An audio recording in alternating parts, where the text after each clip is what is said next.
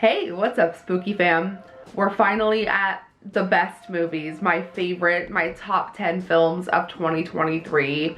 This will be the last list video besides my what I watched in December, because we watched so many movies in December that I just want to wrap it up with you guys.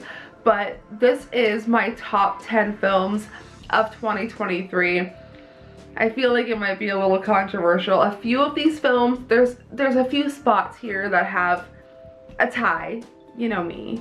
But a couple of these were released in 2022, but didn't actually get a wider release until 2023.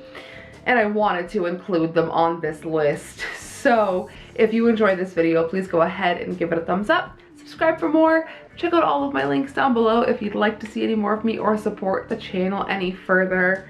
Let's get right into my top 10. It's actually, I think, 12 favorite movies of 2023.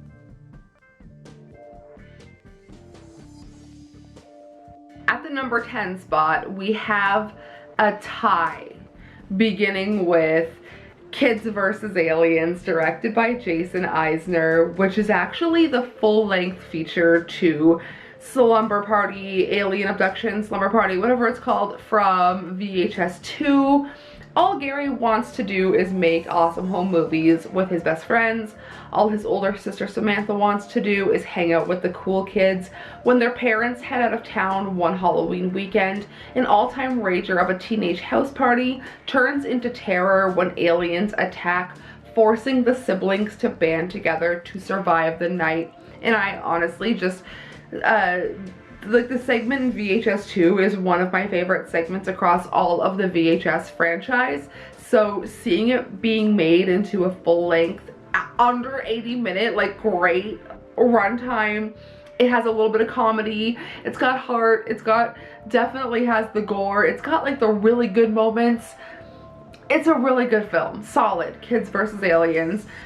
At a tie, we have a tie at number 10 with The Boogeyman, directed by Rob Savage. Still reeling from the tragic death of her mother, a teenage girl and her younger sister find themselves plagued by a sadistic presence in their house and struggle to get their grieving father to pay attention before it's too late.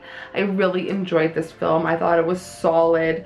I feel like it was the best Boogeyman adaptation. We're not going to talk about the one starring Matthew Berry from Seventh Heaven, but this was just a really, I know there's no correlation, but this was just a really solid horror film, really solid story, really great performances.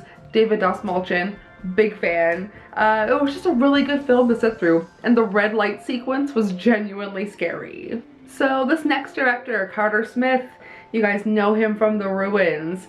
Got 2 movies on this top 10 list, beginning with The Passenger, which I told you guys in the last video. Kyle Gallner is our horror king. Anyways, Randolph Bradley is perfectly content with fading into the background, but when his co-worker Benson snaps and goes on a violent killing spree, he is forced to face his fears and confront his troubled past in order to find a way to survive.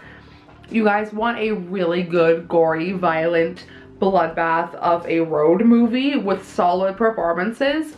This is the one for you. At number 8, we have another one of my favorite directors, Joe Lynch, with Suitable Flesh. A once esteemed psychiatrist helplessly watches her life spiral into a nightmarish hellscape of supernatural hysteria and gruesome deaths, all linked to a seemingly unstoppable ancient curse. I just love Joe Lynch. This one had Barbara Crampton, Heather Graham, also Judah Lewis. This movie was from The Babysitter. This movie is horny. Okay, I'm not even this is don't just rewind. Okay, I didn't even say that. I never said that. I did say that. It was a really good film. I really enjoyed it. But you know what? If you guys want a really good Lovecraftian body swapping film with some horny moments, this one is for you.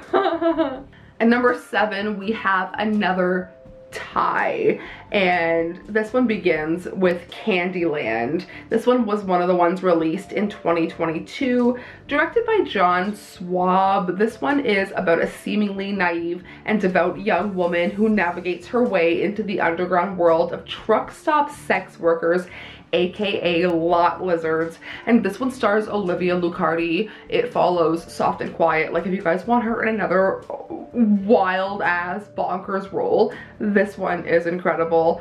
I loved Candyland. I thought it was just so nasty and disgusting and sexy and murderous and wonderful. I loved it. But we're gonna pair this one at a tie.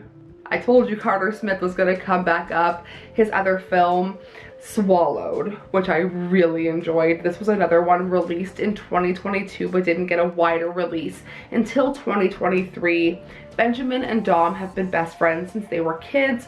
On their last night together, Dom plans to send Benjamin off with a pocket full of cash, and all he has to do is deliver a package over the border for a friend. And this one, such a great cast with Jenna Malone and a wild, like, almost what's his name, Joe Exotic-esque role from Mark Patton from A Nightmare on Elm Street 2. If you guys like bug horror, if you like body horror with bugs as the undertone, this one's for you. It was fantastic. I loved it. No complaints here.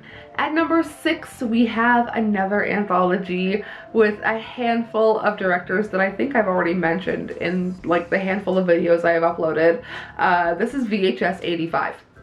Big fan of the VHS franchise. This features films from Gigi Saul-Guerrero, Scott Derrickson, David Bruckner, Mike P. Nelson, and Natasha Kermani, and I cannot sing this movie's praises enough. Unveiled through a made-for-TV documentary, 5 chilling tales of found footage horror emerge to take viewers on a gore-filled journey through the grim underbelly of the forgotten 1980s. And as a big, huge, massive fan of just the 80s in general, like, I feel like as a 90s kid, I like just missed it. I'm like living in the 80s still. I loved and appreciated this film so much. So many of the shorts, I was glued to the television. I'm obsessed with the VHS franchise as a whole, so I don't care if these keep getting added on to. I love them. And like I said in my last video, anthologies are the best way to learn a director's like directing style, or to kind of like feel them out a little bit. Amazing. I just love anthologies so much. Evil Dead Rise. Another franchise that I'm just a huge fan of. Evil Dead Rise from Lee Cronin. 3 siblings find an ancient vinyl that gives birth to bloodthirsty demons that run amok in a Los Angeles apartment building and thrust them into a primal battle for survival as they face the most nightmarish version of family imaginable. And I was on the fence about this one for a while. I sat with it. Really loved the gore. Really loved the gore. Had to be in my top 5. When Evil Lurks, directed by Demian Rugna. Residents of a small rural town discover that a demon is about to be born among them. They desperately try to escape before the evil is born, but it may be too late. This was hands down one of the best films of the year. It was visceral, it was gory, it was interesting, it was a take on a paranormal, like supernatural story about evil, and it was really good. It was very well done. Infinity Pool, directed by Brandon Cronenberg.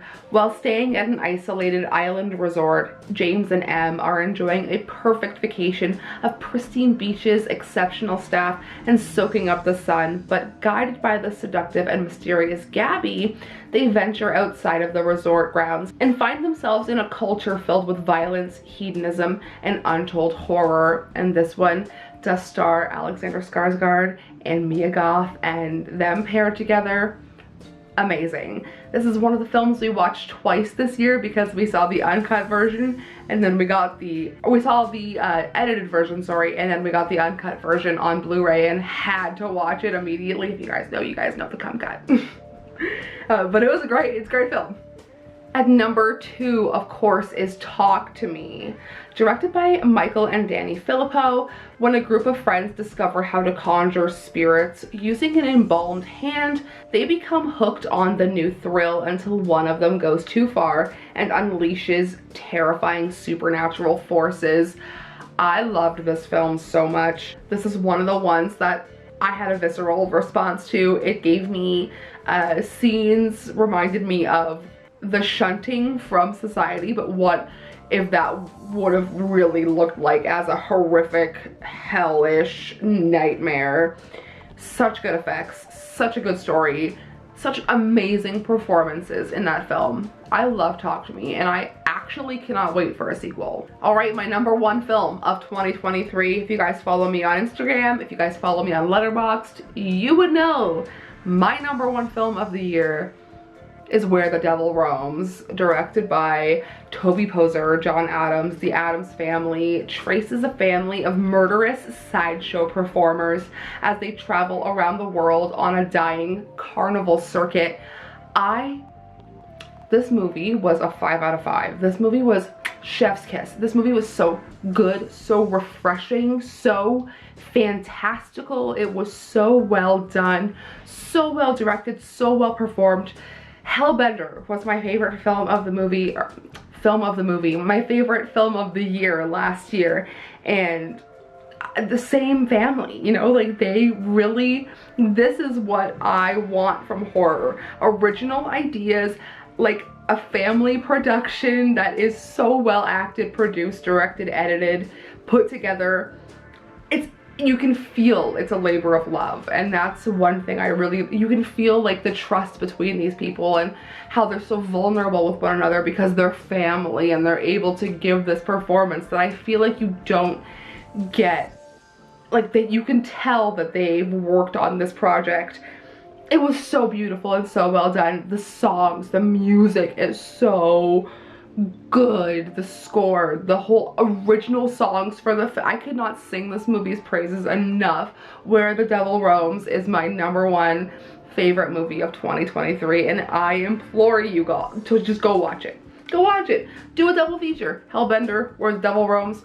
They have another film that I haven't seen yet. They actually have a couple films I haven't seen yet, and I really want to sink my teeth into the Addams Family more because they are just incredible, and like I said, I cannot recommend this film enough. So that is my top, well, ended up being, what, 12, 13 favorite films of 2023. I hope that you guys enjoyed this list.